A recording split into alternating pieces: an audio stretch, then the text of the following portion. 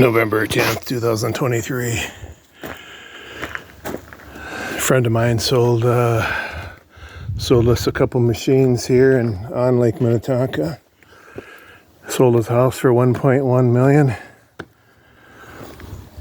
They're going to tear it down and build a mansion.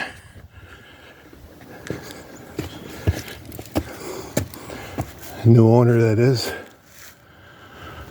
Lonnie Anderson's friend owns that cabin there. She has something to do with the log theater down here.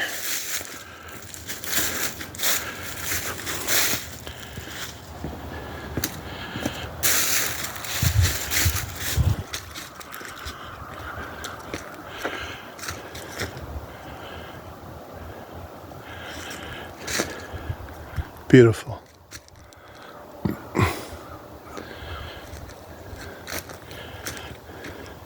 Thanks for watching.